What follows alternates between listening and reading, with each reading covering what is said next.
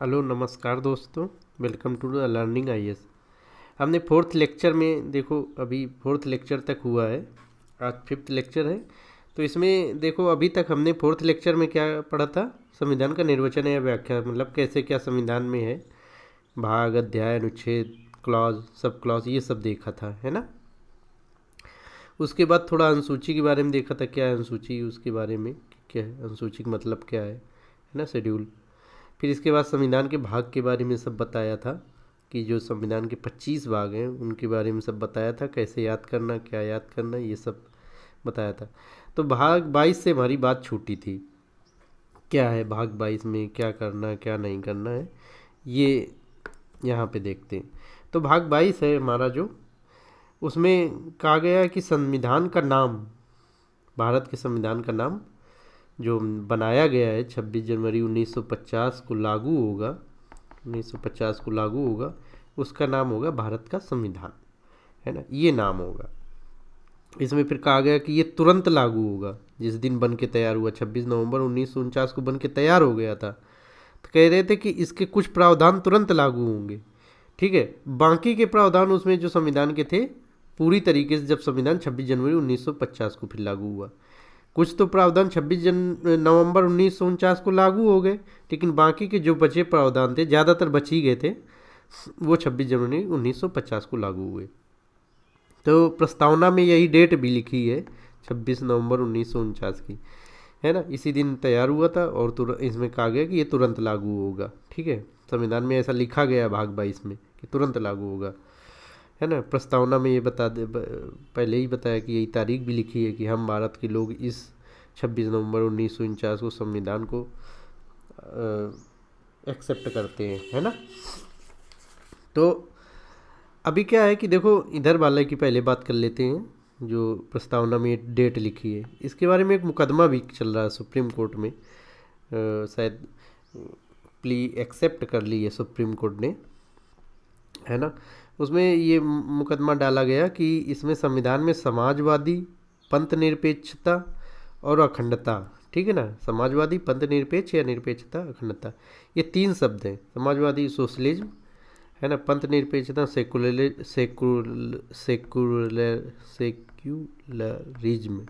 है ना, सोशलिज्म,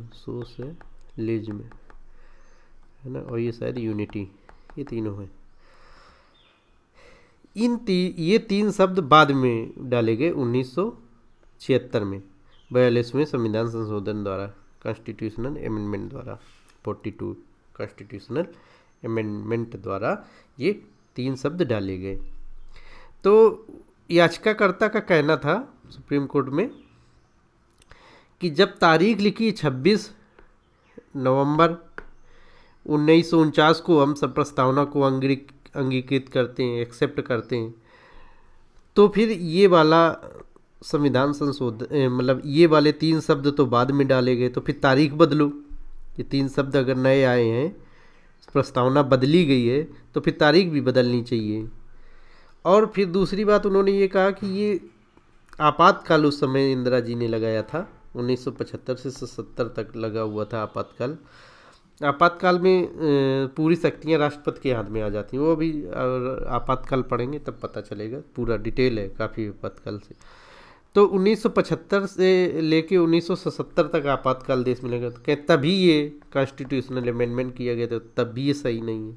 लेकिन मेरा कहना है कि देखो, डेट तो पड़ी है प्रस्तावना में कि हम इस संविधान को इस तारीख को एक्सेप्ट कर रहे हैं, है ना। तो फिर बाद में तो ढेर सारे संशोधन हुए हैं ना, तो इसका क्या है मतलब, ये एक स्टंट टाइप में लग रहा, और कुछ नहीं है ज़्यादा कुछ, बाद में ख़त्म हो जाएगा केस। बाद में तो एक इसी आप संशोधन के लिए बोल रहे हैं, संविधान में तो सैकड़ों संशोधन हो चुके हैं, तो फिर कहें कि जिस जो लास्ट संशोधन हो उसी की तारीख से प्रस्तावना में पढ़नी चाहिए, तो ऐसे थोड़ा नहीं होता है, ठीक है। फिर संविधान का एक भाग दिए हुआ है कि इसमें संशोधन कर सकते हैं। जब प्रस्तावना संविधान का भाग है तो फिर उसमें संशोधन तो करेंगे ही, तो उसमें तारीख को क्यों लेके इतना बवाल पड़ा हुआ है। चलो ठीक है, वो अलग बात है। अब देखो, संविधान के बाकी के प्रावधान कुछ प्रावधान 26 नवंबर 1949 को ही लागू हो गए थे, बाकी पूरी तरीके से 26 जनवरी 1950 को लागू। अब एक प्रश्न उठता है कि अगर मान लो 26 नवंबर 1949 को ही संविधान पूरी तरीके से बन के तैयार हो गया था, तो उसी दिन से क्यों नहीं लागू हुआ? इसका थोड़ा सा रीजन है, ये सम्मानवश 26 जनवरी तारीख भारत के इतिहास के लिए बहुत इम्पोर्टेंट है। क्यों? क्योंकि 31 दिसंबर 1929 को जब स्वतंत्रता आंदोलन चल रहे थे, तब 31 दिसंबर हर साल कांग्रेस एक अधिवेशन करती थी, हर वर्ष। अधिवेशन मतलब मीटिंग, है ना? अधिवेशन मतलब मीटिंग करती थी, सब लोग मिलते थे एक जगह, और वहाँ पे जो प्रस्ताव पारित होता था साल भर उसी के अनुसार काम होता था। जो प्रस्ताव मतलब नीति जो भी पारित हो गई कि इस अनुसार हम साल भर आंदोलन को चलाएंगे, उसी अनुसार फिर आंदोलन चलता था। तो 31 दिसंबर 1929 को लाहौर में, जो इस समय पाकिस्तान में है, वहाँ पे कांग्रेस का अधिवेशन हुआ, मीटिंग हुई, और इस मीटिंग की अध्यक्षता कर रहे थे नेहरू जी। इस मीटिंग में प्रस्ताव पारित हुआ पूर्ण स्वराज का। स्वयं मतलब सेल्फ, स्वयं,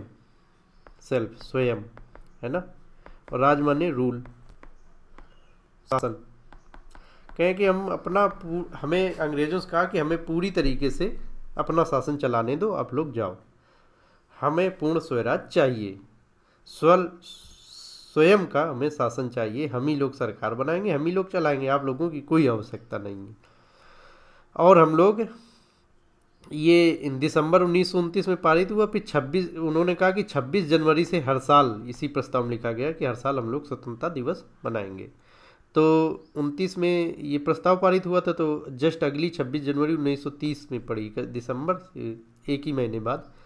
तो 1930 को पहली बार स्वतंत्रता दिवस मनाया गया, है ना? और फिर हर साल 26 जनवरी को वो लोग मनाते थे 1947 तक।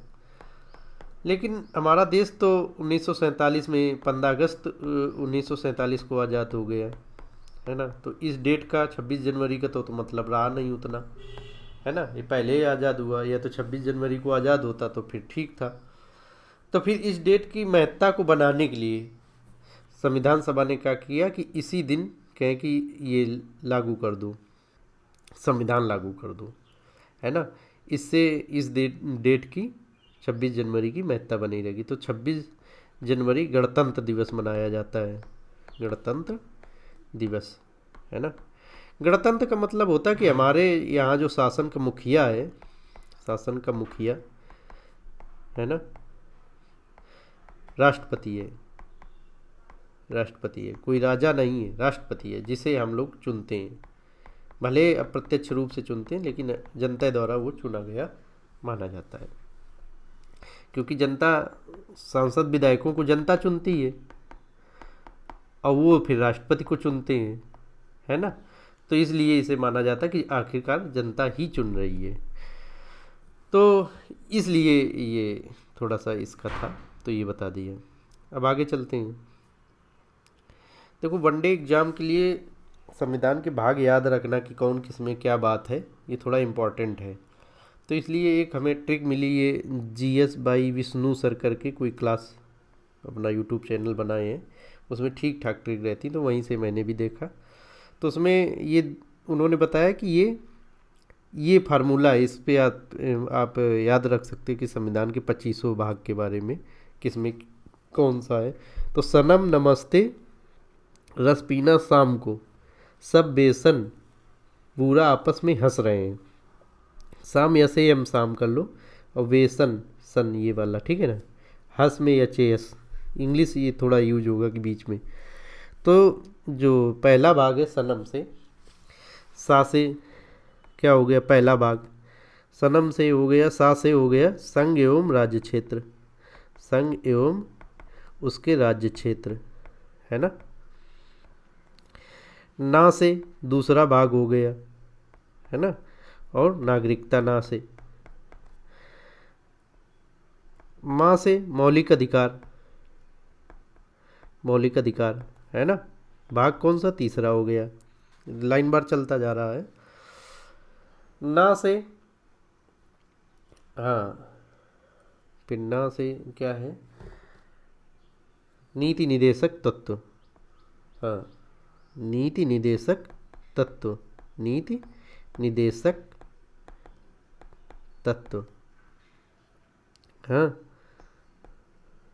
तत्व, नीति निदेशक तत्व। ये किस में, भाग 4 में है। फिर माँ है, ये माँ का क्या मतलब है, माँ का है मूल कर्तव्य, मौलिक कर्तव्य, मूल कर्तव्य, है ना। ये किस में, भाग 4 ए में।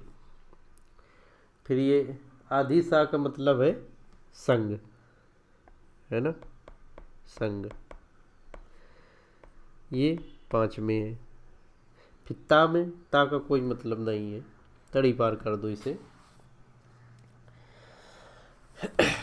अब रस, फिर रा का है क्या है, राज्य, है ना, राज्य, रा का ये क्या हो जाएगा, भाग 6 हो जाएगा। सा का क्या है, सा का है संघ राज्य क्षेत्र, संघ राज्य क्षेत्र, राज्य क्षेत्र मतलब वही केंद्र शासित प्रदेश, दिल्ली, चंडीगढ़, यही वगैरह, है ना। अब तो लद्दाख भी है, जैसे ऊपर अभी बताया, और जम्मू एंड कश्मीर, ये सब, ठीक है। तो सा से ही हो गया संघराज क्षेत्र, ठीक है।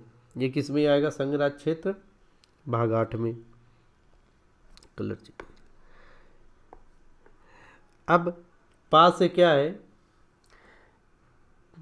पा से पंचायतें, है ना, ये पीना वाला में पा से पंचायतें। पंचायतें कौन से भाग में है, भाग 9 में। ना से है नगर पालिका, पीना में ना जो है उसे नगर पालिका। नगर पालिका किस भाग में, 9 में, है ना। फिर शाम में, ये इंग्लिश वाले में याद देंगे, ये एस, एस से है सहकारी समितियां, है ना, सहकारी समितियां,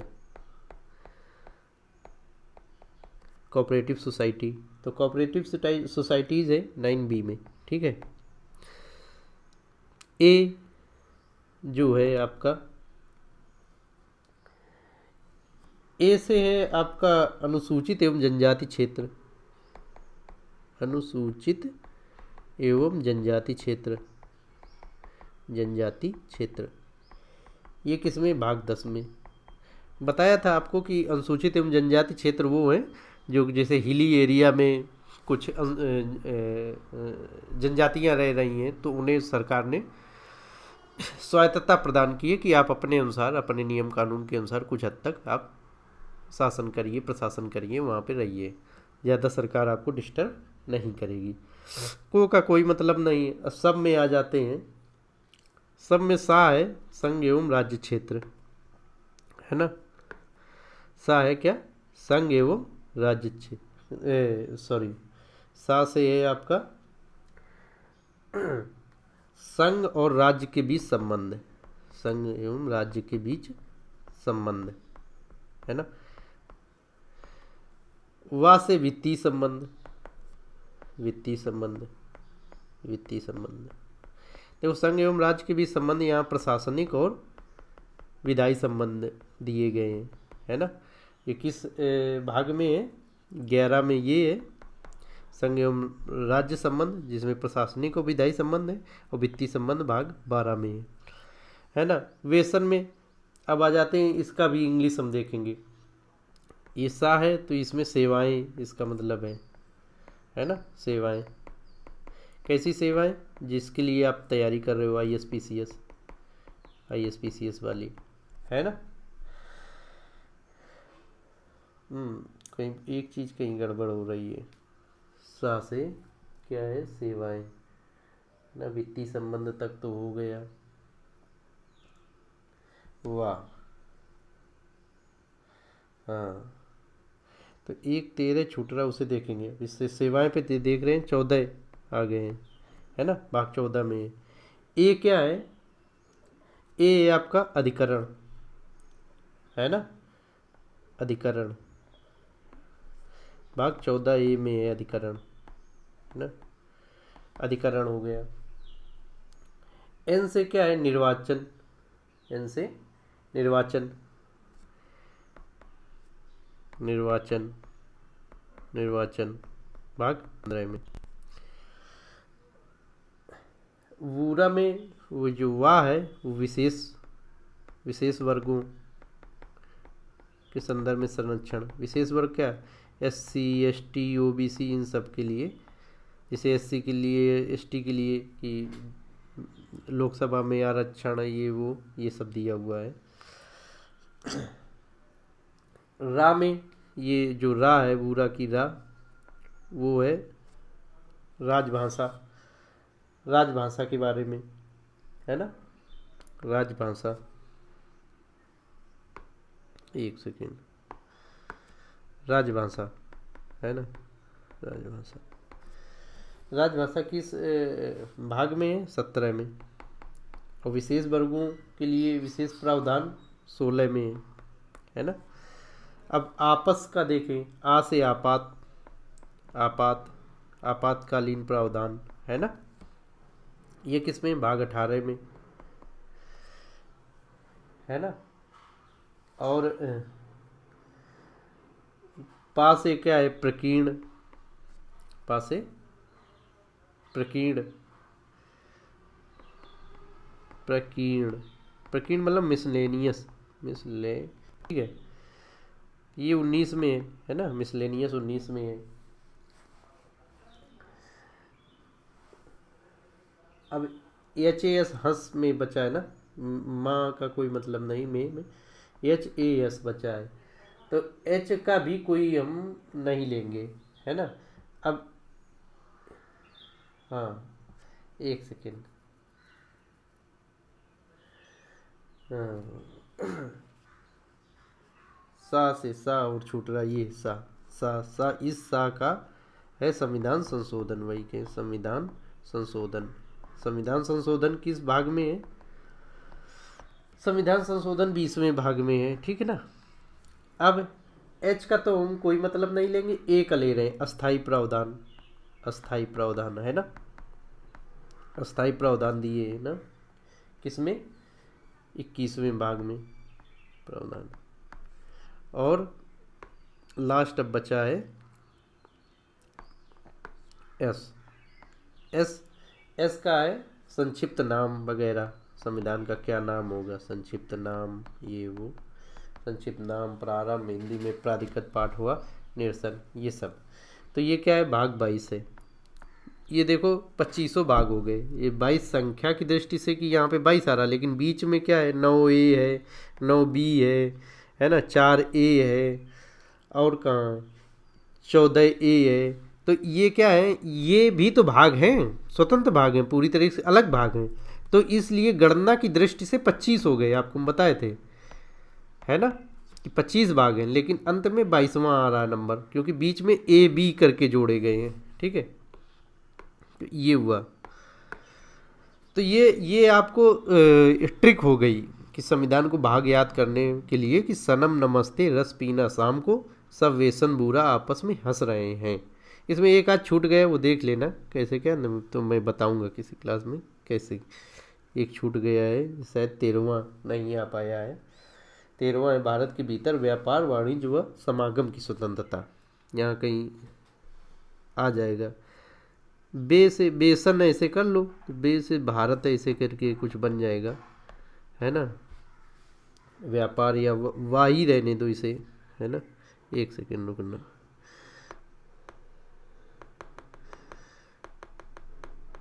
हाँ देखो वाह है ना, वाह से ये 12 है, फिर हाँ वाह से कर लो आप व्यापार, व्यापार, तो व्यापार, व्यापार आदि की स्वतंत्रता, मतलब पूरे भारत में आप कहीं पे भी व्यापार बिजनेस कर सकते हो, कोई मनाही नहीं होगी। तो ये भाग 13 में दिया गया हो, तो ऐसे बन जाएगा आपका, फिर ऐसे एन से फिर आगे चलने लगना, ऐसे फिर सेवाएं 14, ठीक है, अब पूरा हो गया।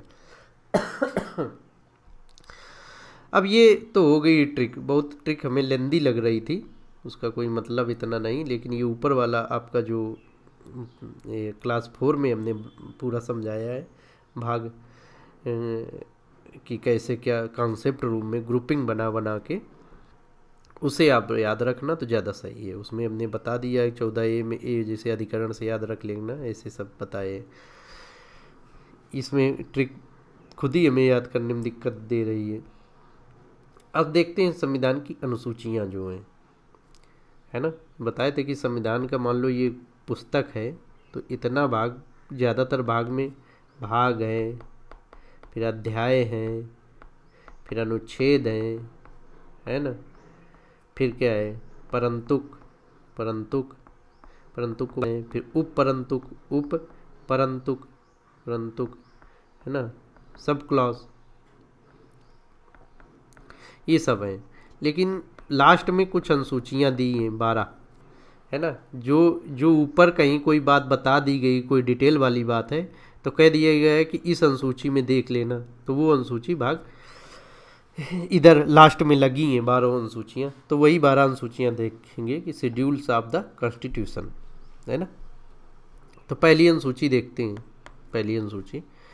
पहली अनुसूची में संघ एवं राज्य क्षेत्र कह रहा है कि पहली अनुसूची में संघ एवं राज्य क्षेत्र है। अनुच्छेद 1 से 4 ये संबंध है इसका, ये अनुच्छेद से ये रिलेटेड है, यही इसी में दी हुई है।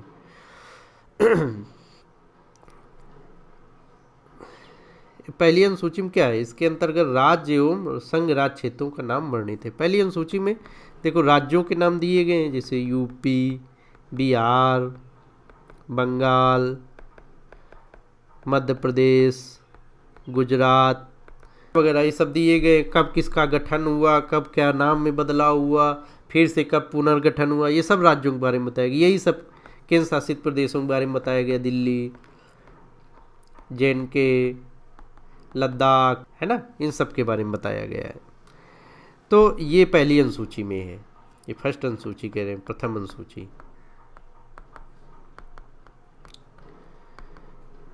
अब यूपीएससी ने देखो 2001 में कैसे घुमा प्रश्न पूछा था। इस पहले वाले पॉइंट से तो 2003 में, यूपीपीसीएस 2014 में यही सेम पूछा था ऐसे। तो देखो रिपीट हुआ है, यूपीएससी ने 2003 में पूछा और 2014 में यूपीपीसीएस ने पूछ लिया।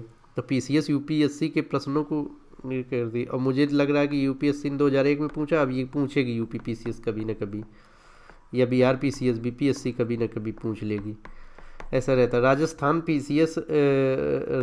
पीसीएस तो सेम टू सेम लैंग्वेज ले लेता है यूपीएससी का। तो देखते हैं इसमें 2001 में क्या था कि यदि भारत संघ के एक नए राज्य का सृजन करना हो, मतलब एक नए राज्य का निर्माण करना हो, जैसे यूपी में बुंदेलखंड वाले पार्ट को निकाल के बुंदेलखंड नाम का राज्य बनाना हो, है ना।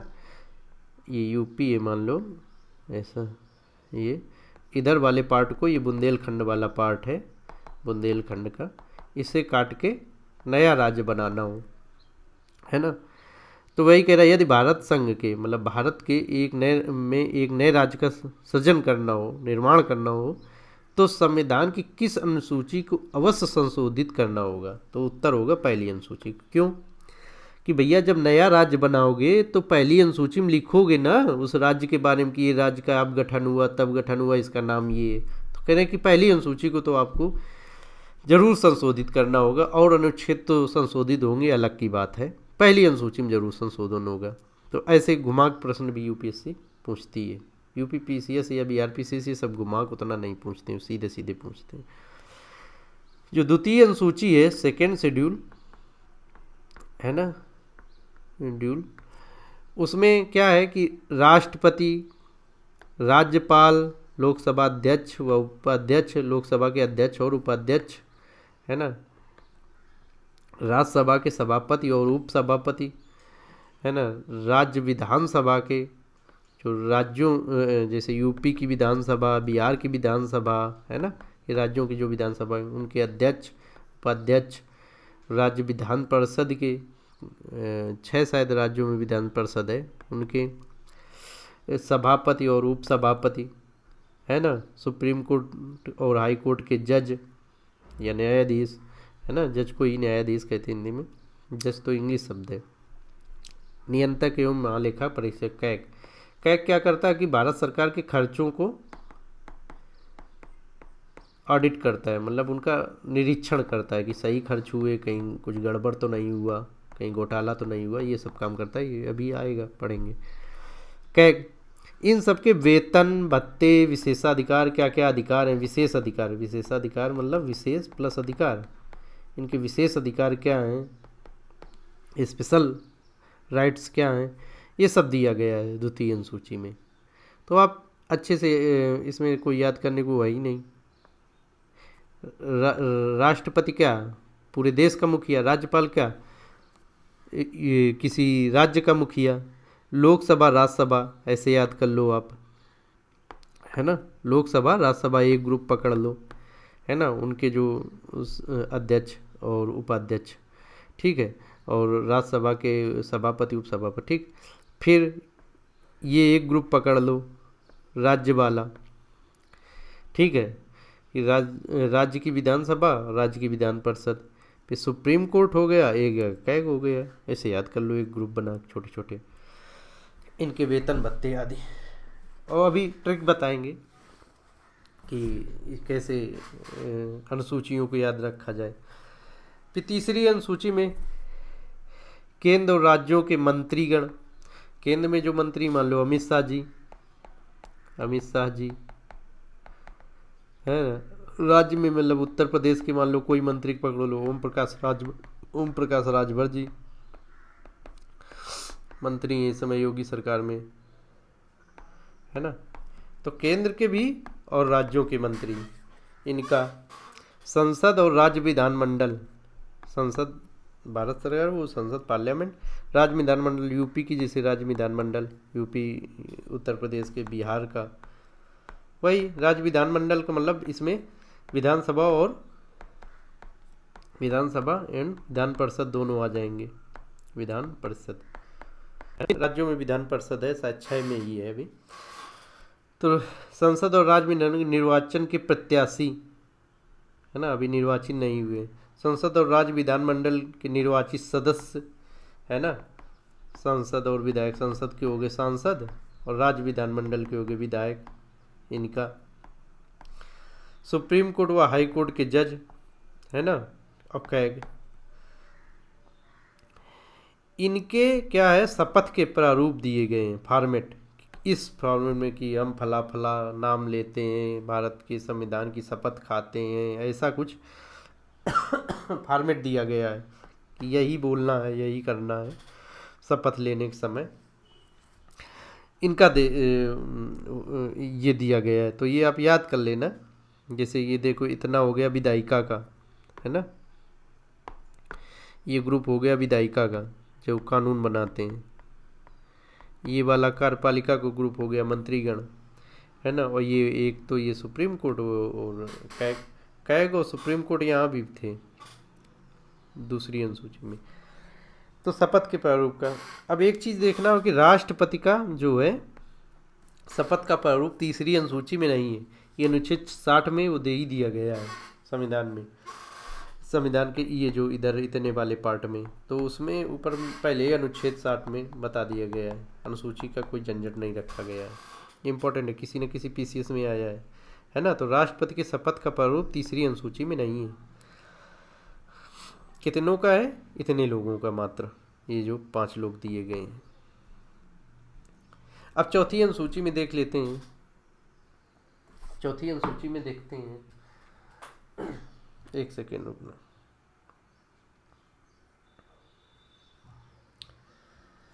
चौथी अनुसूची में देखो क्या है कि किस राज्य से राज्यसभा के लिए कितने व्यक्ति चुने जाएंगे, ये अनुसूचित वर्णित करती है ना, बताती है। वर्णित मतलब बताना, है ना। अर्थात राज्यसभा में सीटों का बंटवारा बताती है कि जैसे यूपी में कितने राज्यसभा के सदस्य होंगे, ना, बिहार में कितने राज्यसभा के सदस्य, है ना। फिर मध्य प्रदेश में मान लो कितने राज्यसभा के, उत्तराखंड में कितने राज्यसभा के सदस्य होंगे, ये सब बताती है ये अनुसूची। इसमें लिखा गया बाकायदे कि इस राज्य से इतने राज्यसभा के सदस्य चुने जाएंगे वगैरह वगैरह। जो 5वीं अनुसूची है उसमें देखो, एटीएम स्क्वायर को छोड़कर अन्य राज्यों जितने भी एटीएम स्क्वायर अभी बता रहे हैं क्या, एटीएम स्क्वायर को छोड़कर ATM स्क्वायर, ऊपर स्क्वायर लगा है ना। अन्य राज्यों के जनजातीय क्षेत्रों के प्रशासन संबंधी, कि जनजातीय क्षेत्रों के किन किन मामलों में स्वायत्तता होगी, स्वतंत्रता होगी, कि अपने अनुसार वो जी सकें ज़िंदगी, अपने नियम कानून के अनुसार जी सकें ज़िंदगी। ये कितने राज्यों मतलब ATM स्क्वायर को छोड़ के अन्य सभी राज्यों के लिए ये प्रावधान है, 5वीं अनुसूची में ये है। तो ATM स्क्वायर कौन है? ए से तो हो गया असम, टी से हो गया त्रिपुरा, और एम स्क्वायर है ना, तो एम गुणित एम 2 हो गए ना, एम स्क्वायर, तो 2 एम है, तो एक मेघालय हो गया, एक मिजोरम हो गया, ऐसे याद रख लेना, है ना। तो अब देखो कि ये जैसे इंडिया है ये तो असम, ये असम, त्रिपुरा, इधर त्रिपुरा, मिजोरम, ये मान लो मेघालय है, इधर मेघालय, इधर मिजोरम, तो मेघालय, मिजोरम और मेघालय, ये स्टेट मतलब नॉर्थ ईस्ट के ही लोगों को अलग से ATM स्क्वायर की बात छठी अनुसूची में की जाएगी, मतलब इनकी बात छठी अनुसूची में होगी। इन राज्यों के अलावा जितने भी राज्य के जनजातीय क्षेत्र हैं, जहाँ जहाँ जनजातियाँ रहती हैं, वो 5वीं अनुसूची में उनकी बात की गई है। इन्हें मतलब और कुछ छूट दी होगी, गई होगी एक्स्ट्रा, क्योंकि नॉर्थ ईस्ट में थोड़ा ज़्यादा पिछड़े जनजातीय क्षेत्र रहते हैं उनका, तो इसलिए तो ATM स्क्वायर के कह रहे छठी अनुसूची में का ATM स्क्वायर के जनजातीय क्षेत्रों के प्रशासन संबंधी प्रावधान, ये थोड़ा और स्वायत्तता दी गई होगी, तो और स्वतंत्रता की, और आप अपने मन से जिंदगी जियो, है ना। तो छठी अनुसूची में ये है ATM स्क्वायर के। ATM स्क्वायर कौन है? यही 4 राज्य, असम, त्रिपुरा, मेघालय, मिजोरम, ये इधर बता दिए नॉर्थ ईस्ट में, ठीक है। अब ये हो गया आपका नॉर्थ ईस्ट का। अब इस समय क्या है कि मांग चल रही है, कि लद्दाख को भी छठी अनुसूची में शामिल किया जाए। ATM स्क्वायर में एक और ATM स्क्वायर L कर दो, ATM square plus L, Ladakh को जोड़ दो। क्यों? क्योंकि उसे भी बहुत स्वतंत्रता मिल जाएगी, इतना सब आसान नहीं रहेगा फिर वहाँ पे सब कुछ करना, लोगों को ज़मीन खरीदना। अपने हिसाब से ज़्यादा आदमी अच्छे जीवन जीने की कोशिश करता है कि हम थोड़ा स्वतंत्र हो जाएं। देखो वर्ष 2019 में JNK से, मतलब जम्मू एंड कश्मीर से धारा 370, धारा का अनुच्छेद 370 हटाया गया संविधान में, अभी बताए थे अस्थाई संक्रमणकालीन वाले में अध्याय में हटा दिया गया, और लद्दाख और जम्मू कश्मीर 2 केंद्र शासित प्रदेश बनाए गए, केंद्र शासित प्रदेश, है ना। पहले क्या जम्मू कश्मीर में ही लद्दाख था और एक राज्य था जम्मू कश्मीर, तो केंद्र शासित प्रदेश बनाए गए। तो इसके बाद क्या है कि अब लद्दाख में मांग उठी है कि नहीं, हमें पूर्ण राज्य का दर्जा दो, है ना, और जो है कि हमें छठी अनुसूची में शामिल करो। और इसके आंदोलन के अगुवाकार हैं, मतलब ये बहुत बड़े समाज सेवी हैं, सोनम वांगचुक, ये लगे हुए हैं, इस समय आंदोलन चल रहा है। तो ये हो गया छठी अनुसूची की बात। अब 7वीं अनुसूची में देख लें। 7वीं अनुसूची में संघ व राज्यों के मध्य विधायी शक्तियों का वितरण है, विधायी शक्तियों को बंटवारा, वितरण मतलब बंटवारा, कि कौन किस विषय पे कानून बनाएगा। देखो संघ और राज्य के संबंध अगर देखा जाए वो 3 तरह के संबंध हैं, है ना, विधायी संबंध, प्रशासनिक संबंध और वित्तीय संबंध, लेजिस्लेटिव रिलेशन और ये एडमिनिस्ट्रेटिव रिलेशन और फाइनेंशियल रिलेशन, 3 तरह के संबंध हैं। तो जो विधायी संबंध हैं इसमें बताया गया है कि किन किन विषयों पर, सब्जेक्ट्स, विषय मतलब सब्जेक्ट्स इंग्लिश में बोला जाए, सब्जेक्ट्स, किन किन विषयों या विषयों को मामला भी बोल सकते, किन किन मामलों पे, है ना, केंद्र और राज्य कानून बनाएंगे। किन मामले पे केंद्र कानून बनाएगा, मतलब केंद्र सरकार मोदी जी, और किन मामलों में राज्य अपने अपने यहाँ कानून बनाएंगे, यूपी बिहार ये सब, है ना। तो 7वीं अनुसूची जो है वो ये जो हमारी 7वीं अनुसूची है ये विधायी संबंधों के बारे में बताती है ना। ये विधायी संबंधों के बारे में बताती है। ये दो संबंध वो 11-12 जब भाग पढ़ेंगे उसी समय डिस्कस किया। तो 7वीं अनुसूची में विधायी संबंध में लिख दिया गया कि भाई इन विषयों पे केंद्र कानून बनाएगा, इन विषयों पे राज्य कानून बनाएंगे। तो 7वीं अनुसूची के अंतर्गत 3 और सूचियों का, सूची मतलब लिस्ट, और अनुसूची को कहते हैं शेड्यूल, वर्णन है। कौन कौन सी 3 अनुसूचियाँ हैं 7वीं अनुसूची में? संघ सूची, राज सूची और समवर्ती सूची। एक बार देख लो फिर से कि 7वीं अनुसूची में विधायी संबंध बताए गए हैं केंद्र और राज्य के बीच। विधायी संबंध का मतलब है कि, या विधायी शक्तियों का वितरण का मतलब है कि किन विषयों पे केंद्र कानून बनाएगा, किन विषयों पे राज्य कानून बनाएगा। और 7वीं अनुसूची में ही 3 सूचियाँ दी गई हैं। संघ सूची दी गई, राज्य सूची दी गई, समवर्ती सूची।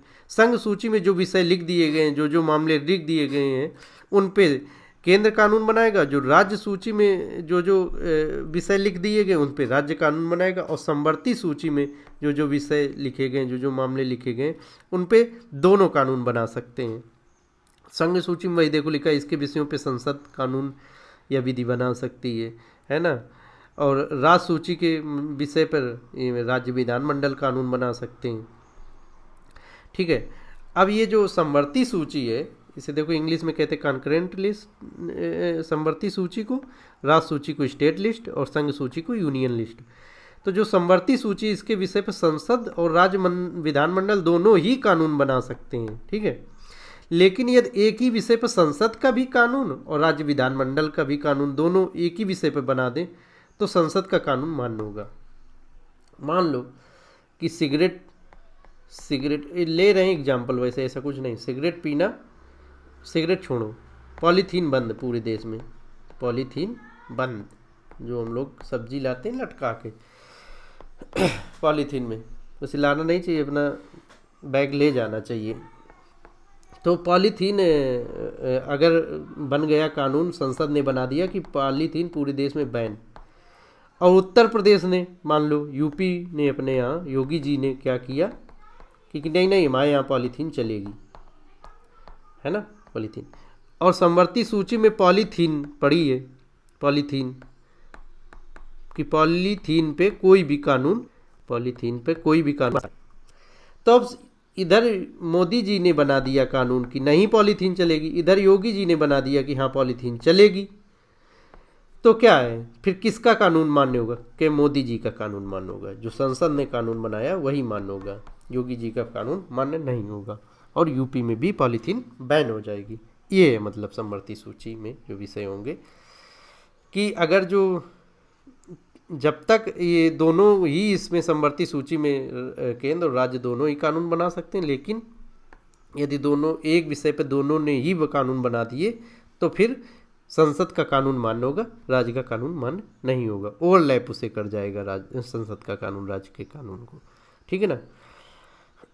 8वीं अनुसूची 7वीं के बाद अब 8वीं अनुसूची में भाषाएं दी हुई हैं, है ना, कि इस समय 22 भाषाएं हैं 8वीं अनुसूची में।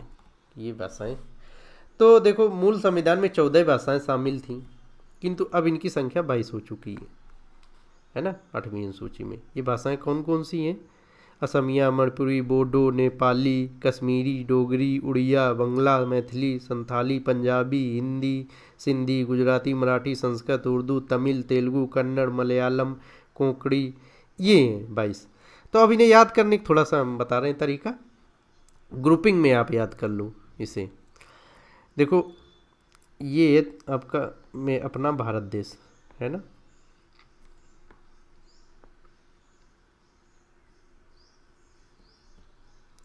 असम, असमिया भाषा इधर है ना, असमिया भाषा इधर रहेगी, असम साइड ये है। मणिपुरी इधर ही रहेगी, इधर मणिपुर है। बोडो, ये असम की कई आधिकारिक भाषाएं हैं, असम की ऑफिशियल लैंग्वेज, उसमें से बोडो भी है एक, है ना। ये कहाँ कहाँ बोली जाती? नॉर्थ ईस्ट में बोली जाती, नेपाल में बोली जाती, बांग्लादेश में बोली जाती है ना, असम में भी बोली जाती है। तो ये भी इधर ही इसका क्षेत्र हो गया, ऐसे मान लो।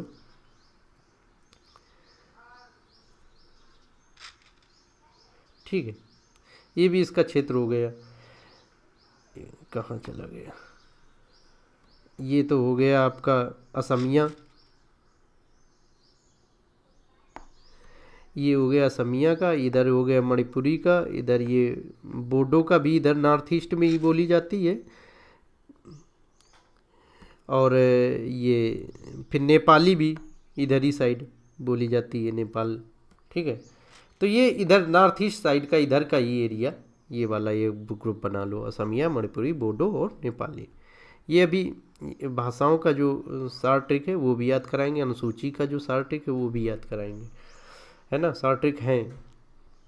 फिर ये थोड़ा सा ये वाला कॉन्सेप्चुअल याद करने का तरीका है, वो उतना है नहीं।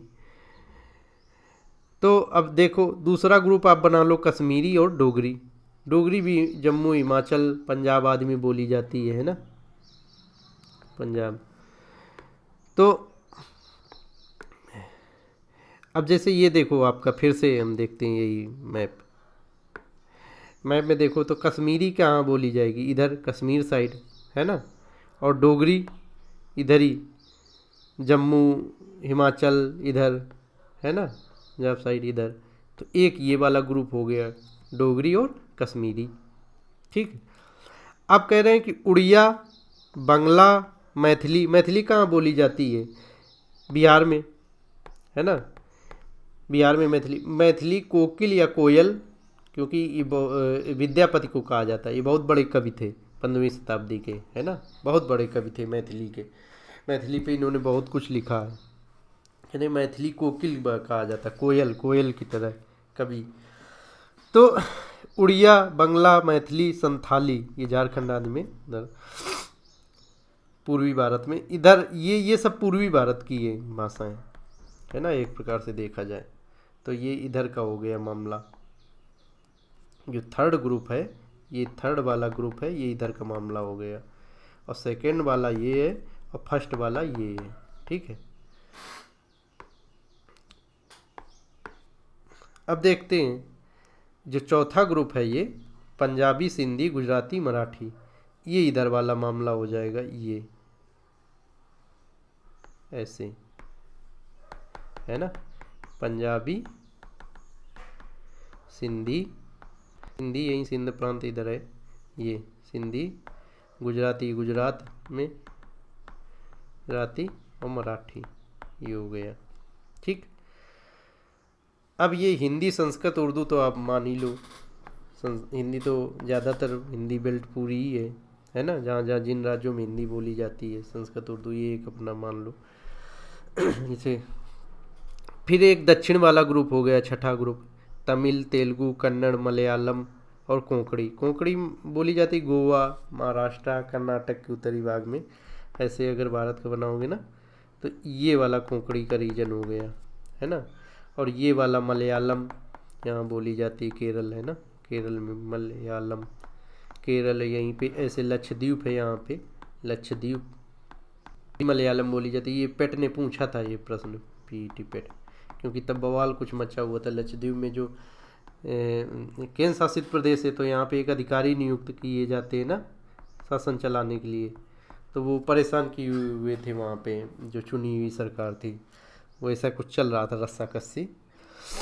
तो जैसे राज्यपाल परेशान करते हैं, जैसे दिल्ली में उपराज्यपाल परेशान करते हैं, और केंद्र राज्यों में राज्यपाल परेशान करते हैं, तो उसी प्रकार यहाँ पे देखो राज्य में राज्यपालों की नियुक्ति होती है, ठीक है ना।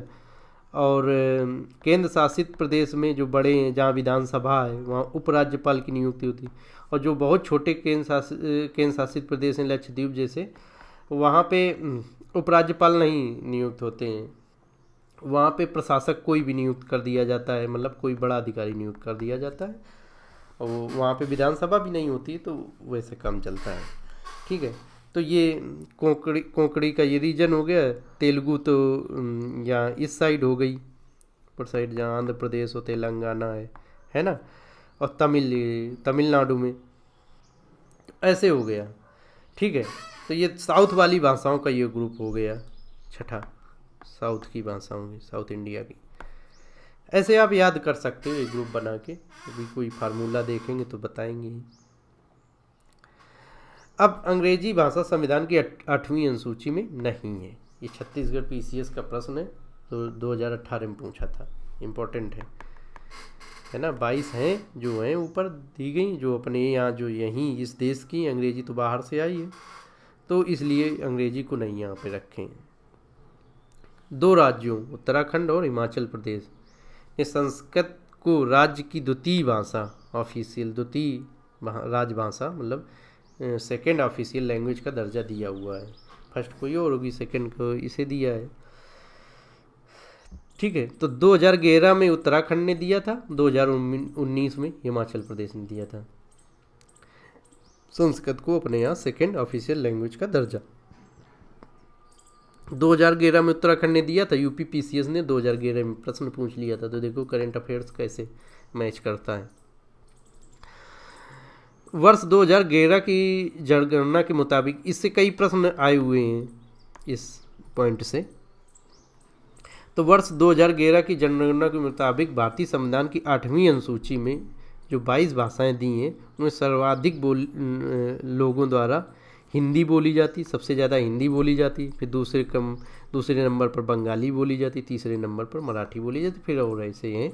तो हमें क्या याद रखना कि जो 22 भाषाएं दी हैं 8वीं अनुसूची में, तो सबसे ज़्यादा जो बोलने वालों की संख्या है वो हिंदी की है, फिर बंगाली लोगों की है जो बंगाली भाषा बोलते हैं, फिर है मराठी भाषा बोलते हैं। हिंदी को 43.63% लोग बोलते हैं, बंगाली को 8.03% बोलते हैं और मराठी को 6.86% बोलते हैं। देखो हिंदी लगभग आधा भारत बोलता है हिंदी। और जो मुख्य शहर हैं तो वहाँ तो और लोग बोलते हैं, जैसे चेन्नई में, तो चेन्नई तमिल का क्षेत्र है, लेकिन यहाँ से यूपी बिहारी भाई अपने सब चले गए हैं हिंदी बेल्ट के लोग, तो हिंदी में वहाँ फिर धीरे धीरे और लोग भी हिंदी से सीख गए हैं। ऐसे कर्नाटक में मैं बेंगलोर गया था, तो वहाँ लोग हिंदी बोल लेते हैं, कह रहे हमें सीखना मजबूरी भी हो जाती है, टैक्सी ड्राइवर बता रहा था। तो ये है, देखो इससे प्रश्न आया यूपी पीसीएस ने 1998 में पूछा, 2001 में पूछा, तो ये वाला याद रख लेना क्रम, इन तीनों से ही काम चल जाएगा और इससे ज़्यादा याद ना रखना, ठीक है। तो हिंदी बेल्ट आपको पता ही होगा, हिंदी बेल्ट कौन सी है, बताए थे। हिंदी बेल्ट उसे ही को काऊ बेल्ट बोल देते हैं। हिंदी बेल्ट यही राजस्थान, हरियाणा, दिल्ली, उत्तर प्रदेश, बिहार, मध्य प्रदेश, यही सब हिंदी बेल्ट है जहाँ हिंदी प्रमुख रूप से बोली जाए। यूपीएससी ने देखो 1994 में एक प्रश्न पूछा है, थोड़ा अच्छा प्रश्न है। कभी कभी यूपीएससी के प्रश्न यूपीसीएस वाले रख देते हैं, इस वजह से मैं इम्पोर्टेंट वाले रख लेता हूँ। कह रहे ब्राह्वी भाषा बलूचिस्तान एवं अफगानिस्तान में आदि में बोली जाती है ना। बलूचिस्तान पाकिस्तान में है। ये भाषा शास्त्रीय दृष्टि से द्रविड़ परिवार की भाषा है। देखो अगर देखा जाए तो ये जैसे मान लो अपना इंडिया है, ठीक है ना, ये इंडिया है, तो ये बलूचिस्तान ये इधर वाला क्षेत्र हो गया। ये दूसरा कलर ले लेते हैं, बलूचिस्तान ये है ना, बलूचिस्तान, और अफ़गानिस्तान इधर है ना, अफ़गानिस्तान। तो इधर ये अफ़गानिस्तान के इस वाले भाग में बोलते होंगे ये ब्राह्वी भाषा को, इधर ये बलूचिस्तान में इधर ये लोग बोलते, तो ऐसा होगा क्षेत्र। देखो बोली तो जा रही इस साइड, मतलब एक प्रकार से देखा जाए तो नॉर्थ वेस्ट में, हाँ नॉर्थ वेस्ट में बोला जा रहा है। अगर ऐसे देख लो, ये नॉर्थ है, ये साउथ है, ईस्ट है और ये वेस्ट है, तो ये नॉर्थ वेस्ट में इंडिया की बोली जा रही। लेकिन है कहाँ, कह रहे ये साउथ की द्रविड़ परिवार, मतलब साउथ का परिवार, साउथ में साउथ परिवार की भाषा है, इसलिए ये पूछ लिए। तो उस समय कुछ रहा होगा मुद्दा, तो अपना पूछे होंगे। ऐसे ऐसे प्रश्न करंट में होता तभी यूपीएससी पूछती है, पीसीएस वाले तो कभी कुछ रख सकते हैं। तो अब आगे देखते हैं। भारत सरकार प्राचीन भारतीय भाषाओं का संरक्षण करने हेतु तो उन्हें शास्त्रीय भाषा का दर्जा प्रदान करती है। अब तक 6 भाषाओं को ये दर्जा प्रदान किया गया है। भारत सरकार क्या करती है कि जो प्राचीन भाषाएं हैं भारत की और जिनमें साहित्य रचा गया है, काफ़ी साहित्य है ना, साहित्य मतलब साहित्य की किताबें, जैसे हिंदी की साहित्य की किताबें हो गई क्या, गोदान मुंशी प्रेमचंद जी की, मैला आंचल है ना, मैला आंचल फणीश्वर नारायण, आवारा मसीहा विष्णु प्रभाकर जी की, है ना, ये सब क्या हिंदी साहित्य का है। तो ऐसे ही हर भाषा का अपना साहित्य होता है, उसमें किताबें लिखी गई हैं। तो कह रहा है कि भारत सरकार कहती है कि जो पुरानी भाषाएं हैं उनमें साहित्य काफ़ी रचा गया और उस साहित्य को संरक्षित करने की ज़रूरत है। हाँ, अगर इस भाषा को संरक्षित करने की ज़रूरत है तो हम फिर उसे शास्त्रीय भाषा का दर्जा देंगे, है ना। तो कौन कौन सी 6 भाषाओं को भारत सरकार ने दर्जा दिया? तमिल को दिया, संस्कृत को दिया, तेलुगु को दिया है, कन्नड़ को दिया है, मलयालम को दिया है, उड़िया को दिया है, ठीक है ना। अब देखो 4 तो साउथ की भाषा हैं, तमिल, तेलुगु, कन्नड़, मलयालम। बस एक ये पूर्वी भारत की भाषा है उड़िया, और एक संस्कृत है जो कि बहुत प्राचीन भाषा है। तो तमिल को 2004 में दिया था, संस्कृत को 2005 में, और तेलुगु और कन्नड़ को दिया था 2008 में, मलयालम को जो कि केरल में बोली जाती है 2013 में दिया था, उड़िया को 2014 में। सबसे लेटेस्ट यही है। तो 2014 में जब दिया तो यूपीएससी ने 2014 में यहीं से प्रश्न भी पूछ लिया था। तो ये आप देख लेना, शायद कोई पीसीएस अब पूछ ले।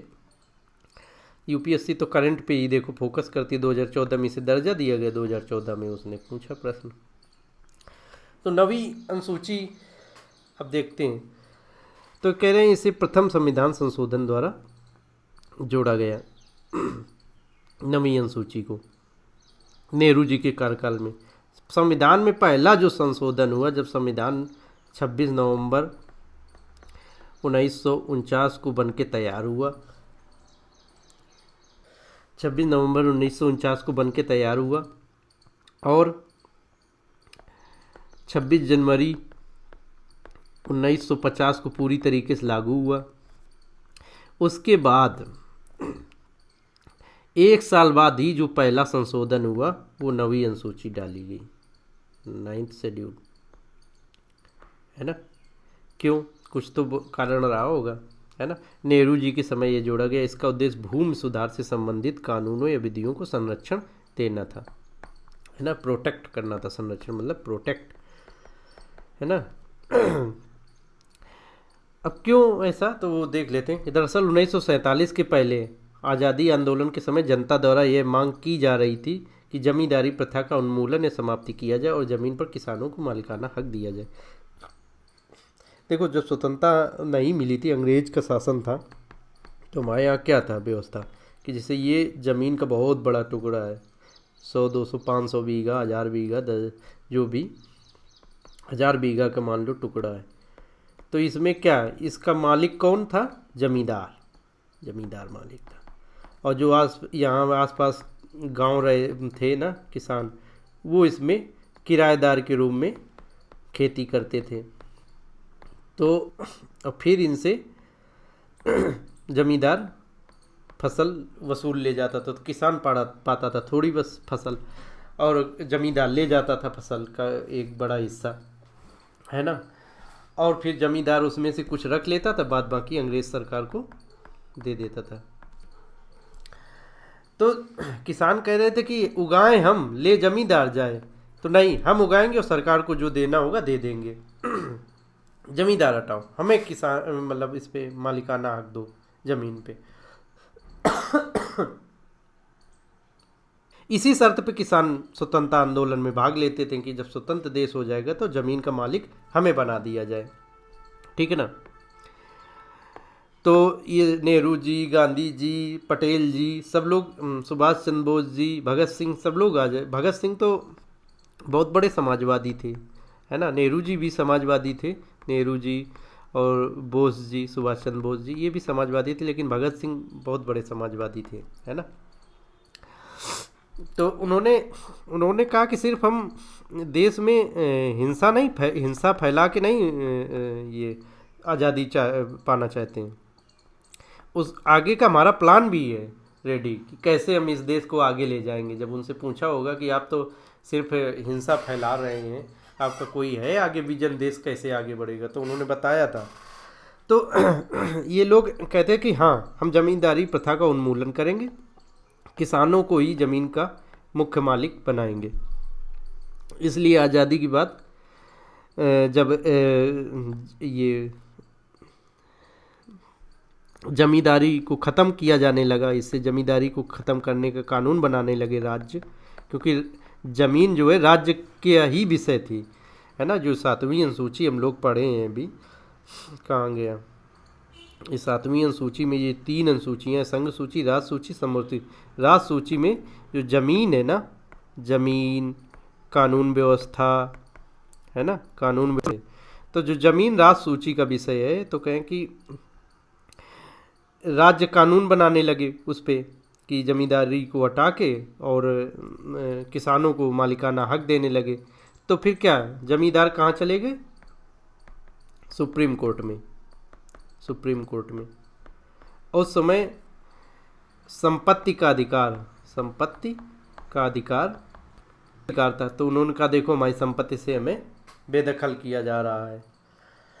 तो क्या हुआ तो फिर ये जमींदारी उन्मूलन तो सही से लागू नहीं हो पा रहा था, तो फिर क्या किया, नेहरू जी ने पहला संविधान संशोधन ही कर दिया 1951 में।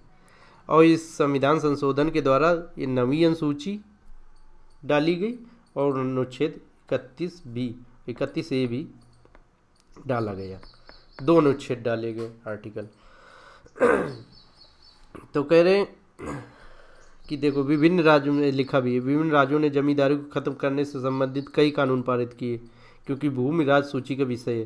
ठीक, इन कानूनों को संसद 9वीं अनुसूची में डाल देती थी, और 9वीं अनुसूची का न्यायिक पुनरावलोकन या समीक्षा, जुडिशियल रिव्यू नहीं हो सकता था, क्योंकि अनुच्छेद 31B में लिख दिया गया था कि 9वीं अनुसूची में डाले गए कानूनों का न्यायिक पुनरावलोकन नहीं हो सकता। अब देखते हैं, इसे समझते हैं फिर से थोड़ा सा। देखिए, पहला संविधान संशोधन हुआ 1951 में, उसके द्वारा 9वीं अनुसूची डाली गई, अनुच्छेद 31B डाला गया, और अनुच्छेद 31B में लिखा गया कि जो भी कानून या लॉ, मान लो इंग्लिश में, या विधि, एक और शब्द ले लेते, कानून या विधि बनाए जाएंगे, जो भी कानून विधि बनाए जाएंगे और 9वीं अनुसूची में उन्हें रख दिया गया, लिख दिया गया कि 9वीं अनुसूची का है ना, उनका जुडिशियल रिव्यू, मतलब कि न्यायिक पुनरावलोकन नहीं हो सकता है। ठीक है, तो जमींदारी उन्मूलन से संबंधित राज्य कानून बनाते थे और संसद उन्हें 9वीं अनुसूची में डाल देती थी। ठीक है, अब इस वजह से वो न्यायिक पुनरावलोकन से बच जाते थे, मतलब कि फिर उन कानूनों के आधार पर कोई सुप्रीम कोर्ट में केस नहीं कर पाता था कि देखो हमारी जो संपत्ति का अधिकार है, संपत्ति हमारी हड़प की जा रही है, फंडामेंटल राइट का हमारा उल्लंघन हो रहा है ना। न्यायिक पुनरावलोकन का मतलब कि न्यायपालिका उन कानूनों का जांच नहीं कर सकती है, उन कानूनों पे निर्णय नहीं दे सकती है ना। आगे और बताएंगे न्यायिक पुनरावलोकन अच्छे से। तो ये मतलब था, तो ये डाल दिया जाता था। लेकिन बाद में 2007 में, देखो कितने समय बाद, IR कोएल्हो बनाम तमिलनाडु का केस आया। IR कोएल्हो का, ये इंग्लिश भी देख लेना, COELHO, IR कोएल्हो, एक केस आया। सुप्रीम कोर्ट ने कहा कि 9वीं अनुसूची के कानूनों का भी न्यायिक पुनरावलोकन हो सकता है, क्यों, यदि वे मूल ढांचे का, संविधान के बेसिक स्ट्रक्चर का उल्लंघन करते हो या उसे क्षति पहुंचाते हो।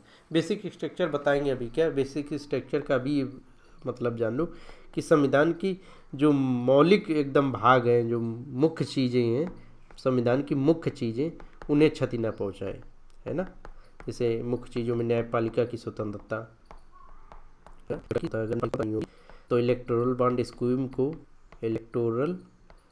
स्कीम को अभी क्या किया है, अभी नलीफाई कर दिया, अब संवैधानिक घोषित कर दिया, बोला कि ये तो बहुत बेकार चीज़ है ना। तो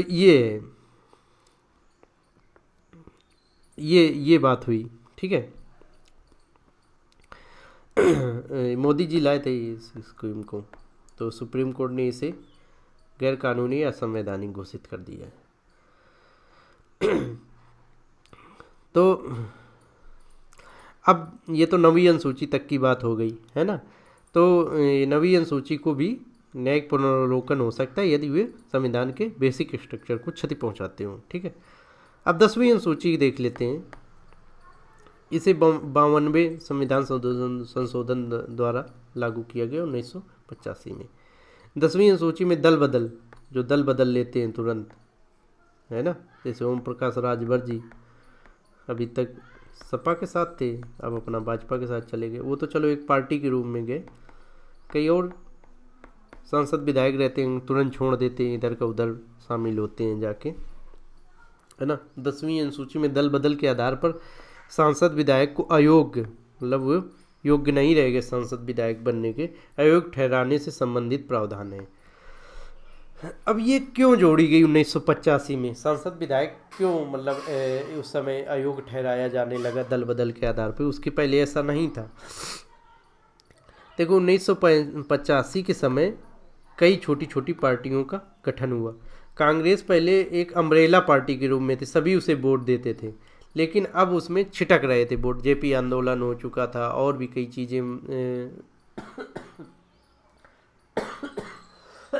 इंदिरा जी ने आपातकाल लागू कर दिया था, कांग्रेस कमजोर हो गई थी, तो बहुत सी छोटी छोटी पार्टियां आ गई थी, और भी पार्टियां थी आ गई थी। तो अब क्या है, कई छोटी छोटी पार्टियां थी, तो वो गठजोड़ से इधर तोड़ा उनके सांसद को, उधर वो उधर भाग आया, वो आया राम गया राम की राजनीति हो गई और सरकार बनाते थे। इससे सरकार टिक नहीं पा रही थी।